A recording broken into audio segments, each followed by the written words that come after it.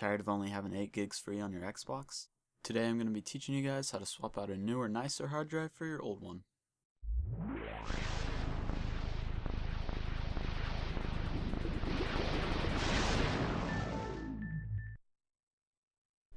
Welcome back to another episode of All Things Modded, where today we're going to be installing a newer, better hard drive into our original Xbox. Just a heads up, this modification does require you to open up your Xbox. Also, we're going to need quite a few tools for this video. So, for starters, of course, we're going to need our newer hard drive that we want to install. I'm going to be using a Seagate 160GB hard drive that I took out of an old PC. We're also going to be needing a way to power that, so you can be using a old PC power supply. You can also use another Xbox if you have one lying around. Finally, we're going to be needing a Torx 10 screwdriver, a Torx 20 screwdriver, and just a regular Phillips screwdriver.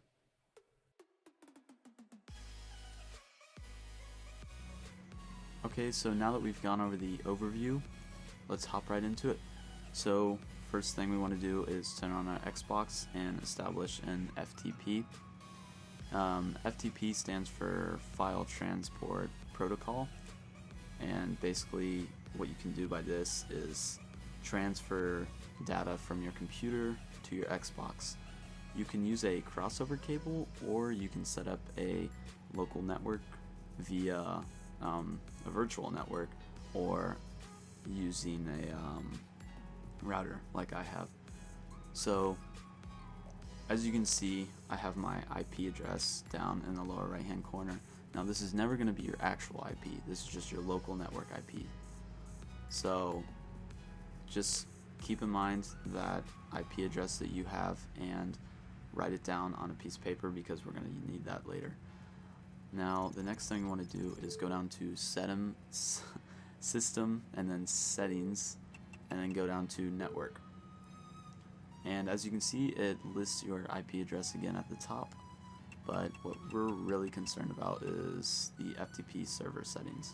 So if it's not already enabled, enable FTP server, and then your username and password default is always going to be Xbox.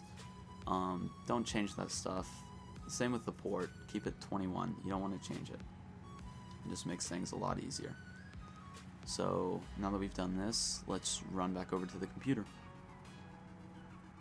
Okay, so now that we're at our computer, we want to download two things. We want something to where we can transfer data from our PC to our Xbox and our Xbox to our PC. I use Flash XP, but that's just me. Other people use different programs. I can list a few down in the description. Flash XP you'll have to pay for in the end, or you can probably bypass that, but I'm not going to show you guys how to do that.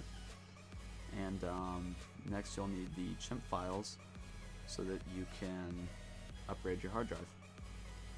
So once you download these two, you just want to double click on the chimp files and drag the ePartition to your desktop. And once you do that, just open up Flash XP.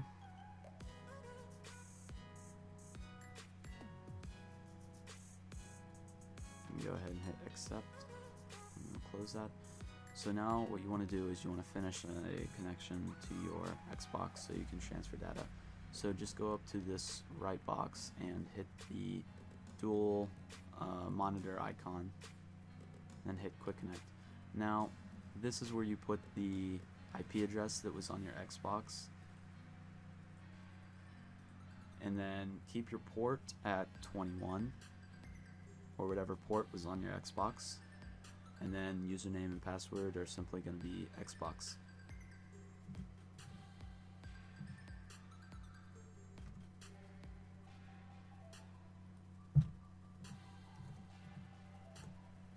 Then you can go ahead and connect. So now we just want to open up our ePartition, and then we're going to go over here to the left side. We're going to go to our parent directory, go to our desktop, and we're going to locate the ePartition. So now we're just going to basically drag over what's needed to be over here. So as you can see, there's already an apps folder. So what we do is we open up the apps and also open up the apps on the Xbox and just drag it over. Now click parent directory again, and same with the Xbox, and just drag the Linux and the chimp files and put them over here. And that is basically it for the computer side. You can go ahead and disconnect and you're ready to go. Okay, so now that we're back at the Xbox, you can go ahead and set up your hard drive. You can use the PSU from an old computer and short circuit the cable using the green and one of the ground wires, which is typically the black one, to the left of it, but that doesn't always work. So I have mine hooked up completely to my computer, and then I have that outputted to my hard drive, because when I did it with the PSU, while it did turn on, it didn't function properly and the hard drive started making clicking noises. And I'd also like to apologize, I cannot use the game capture card for the screen right now, because when you do the Linux update or whatever, the upgrader, I mean, it messes with the screen res, and this is the only way I can do it right now. So you can go ahead and go to applications, and before we start Linux, I want to give you guys a couple warnings.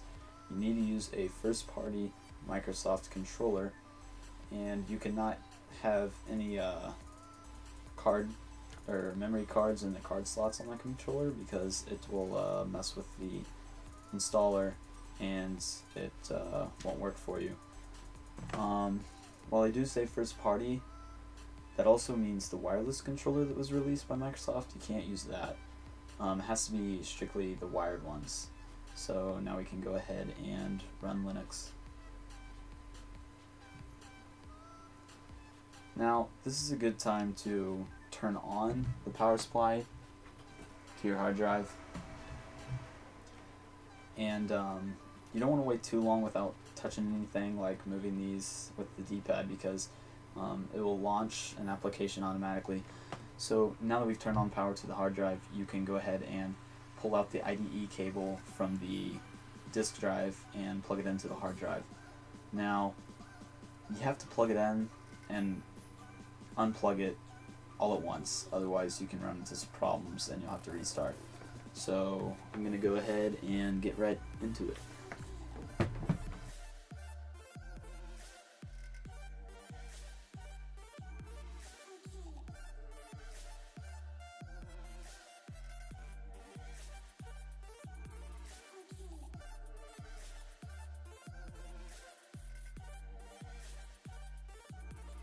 So now I have my hard drive plugged in to the data receiver on the IDE cable. So now I can go ahead and hit FATX. Depending on what your screen res is, will depend on which you pick. So you can just go 480 to be safe.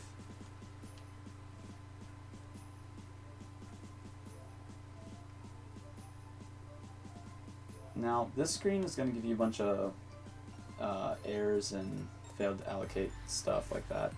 Don't worry about that, just let it run its course. And you can go ahead and hit A, and now we're going to scan physical IDE devices, and if all went well, you should get your HDA and your HDB. Now your HDB is the new hard drive and your HDA is the old one. So you can exit, and now we're going to clone from master to slave. And go ahead and hit exit. This is basically the same screen that it was showing you for the scan. Go ahead and hit yes. This is just telling you that it's going to reformat the hard drive, and everything off that new hard drive that you're going to be putting is going to be erased.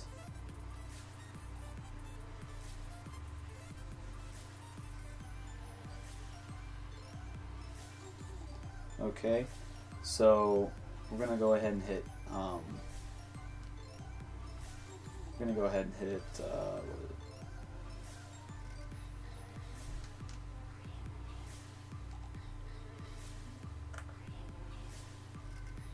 so we're gonna do full disk byte by byte, and how you select that is you hit right, or you hit your right analog stick and hold down that until you hear a click, and then it should fill in the blank. Then you can go ahead and hit A. You can go ahead and hit blind, but for the purpose of this video, I'm just going to be hitting periodically. You can hit blind, but for the purpose of this video, I'm going to hit periodically.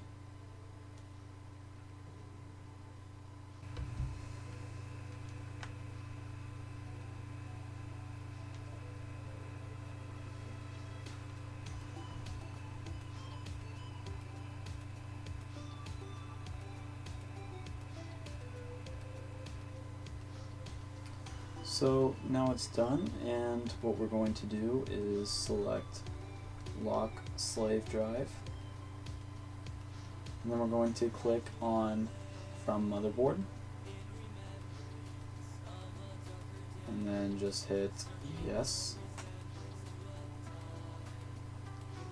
And depending on how big your drive is, you might have to go to format extended partitions on master drive.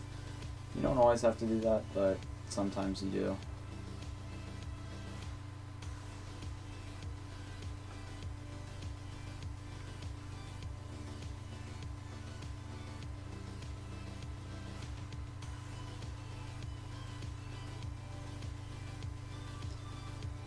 So what I just did there was the space under 137 gigabytes or up to 137 gigabytes is going to be stored on my F partition, while the rest of the memory is going to be stored on the G partition. So that's going to be a little less because I'm using a 160 gig hard drive. So now you can just go ahead and hit OK. And so now what you want to do is, after you format your extended partitions, you just want to go down to shutdown, and that is basically it.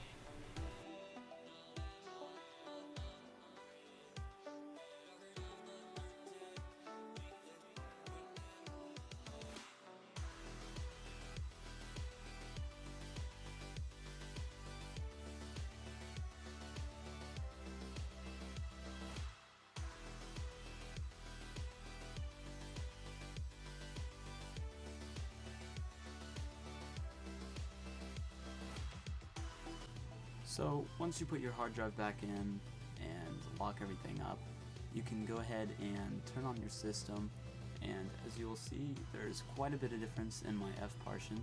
I have almost 145 gigs free. So now that we've seen that and everything, we can go ahead and put the console back together. So that is it for this tutorial. If you guys have any questions, please feel free to leave them down in the comment section below. Also, please leave a like, it really helps the channel, and as always, see you next time.